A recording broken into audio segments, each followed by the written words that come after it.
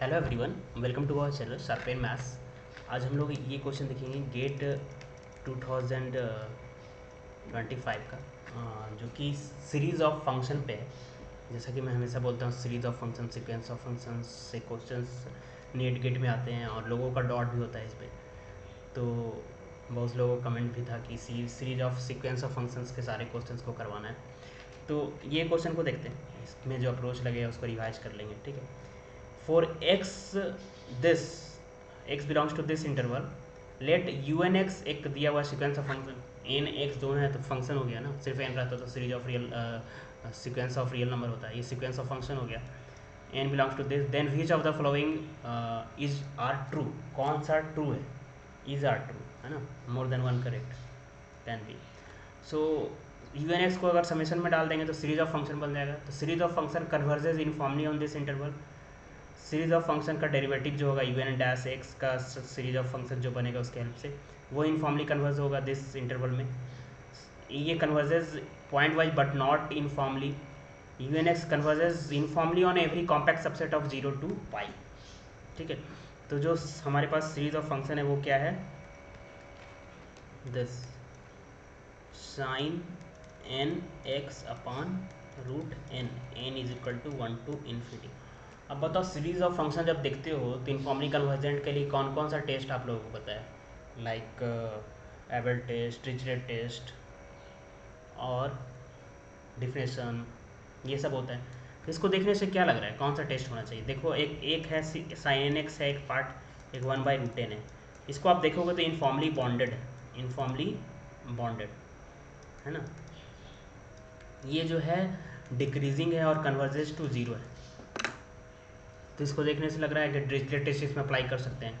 तो Dirichlet test जो series of function के लिए अप्लाई होता है, एक्स कहाँ पे बिलोंग करता है, क्लोज एंड बॉन्डेड इंटरवल में बिलोंग करता है, या 0 पाई में, या ओपन इंटरवल के लिए भी होता है, या क्लोज इंटरवल के लिए होता है, close and bonded interval.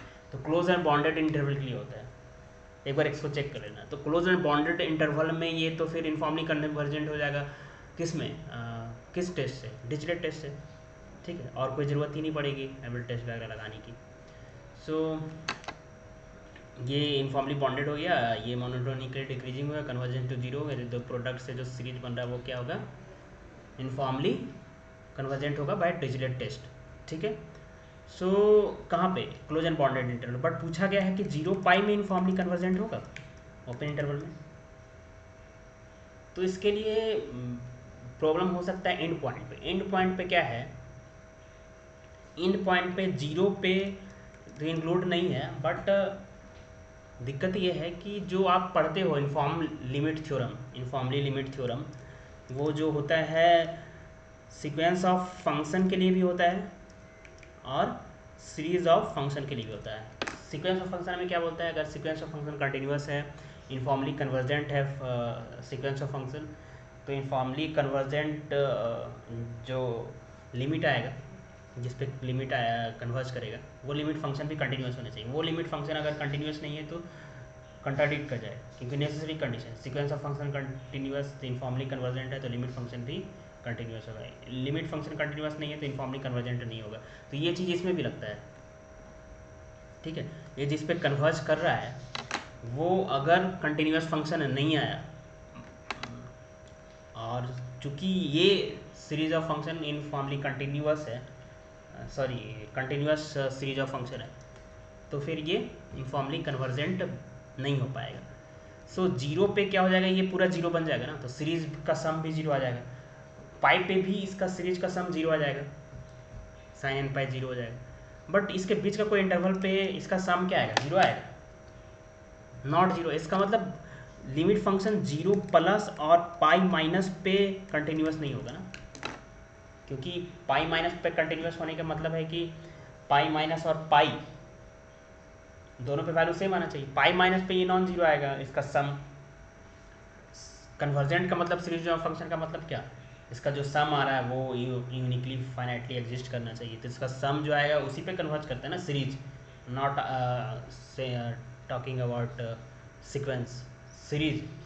So pi minus पे ये क्या हो जाएगा, कंटिन्यूस नहीं होगा। 0 प्लस पे कंटिन्यूस नहीं होगा, क्योंकि 0 पे 0 आएगा, 0 प्लस पे अलग आएगा। तो 0 प्लस पे कंटिन्यूस नहीं है, तो लिमिट फंक्शन कंटिन्यूस नहीं है। इस सीरीज ऑफ फंक्शन का, दैट मीन्स ये series of function informally convergent नहीं होगा जीरो और पाई पे। अदरवाइज इसके अंदर कंटेंट होने वाले हर एक कॉम्पैक्ट सबसेट में ये क्या होगा, इनफॉर्मली कन्वर्जेंट होगा by Dirichlet test. Dirichlet test तो मैं लिखा का मुंह बोला जाता हूँ, तो सुनने पे गौर कीजिएगा, पॉज करके भी एक्सप्लेनेशन सुन सकते हो आप। तो ये चीज़ें अब पॉइंट वाइज कन्वर्जेंट तो है ना, जीरो पे भी है, पाई पे भी है, हर एक पॉइंट पे है, हर एक पॉइंट पे ये सीरीज ऑफ रियल नंबर बन जाएगा और फिर वो तो कन्वर्जेंट है। उसी तरह से चेक कर लो आप इसको, है ना। But u n dash x के बारे में एक ऑप्शन है, तो यू एन डैश एक्स क्या हो जाएगा, n cos n x upon root n, तो ये हो जाएगा root n cos n x. ये सीरीज ऑफ फंक्शन है कुछ इनफॉर्मली कन्वर्जेंट। इनफॉर्मली कन्वर्जेंट कब होगा, हर एक तो पॉइंट वाइज कन्वर्जेंट पहले चेक करते हैं। अगर इनफॉर्मली कन्वर्जेंट होता है तो पॉइंट वाइज कन्वर्जेंट होता है, पॉइंट वाइज कन्वर्जेंट नहीं होगा तो इनफॉर्मली कन्वर्जेंट भी नहीं होगा। तो ये पॉइंट वाइज कन्वर्जेंट है 0 to पाई इंटरवल में। इसको कोई पॉइंट ले लेते हैं बीच का, पाई/4 लेते हैं, तो पाई/4 पे ये क्या हो जाएगा, जो कि एन टेंड्स टू इन्फिनिटी लगाओगे तो ये क्या हो जाएगा,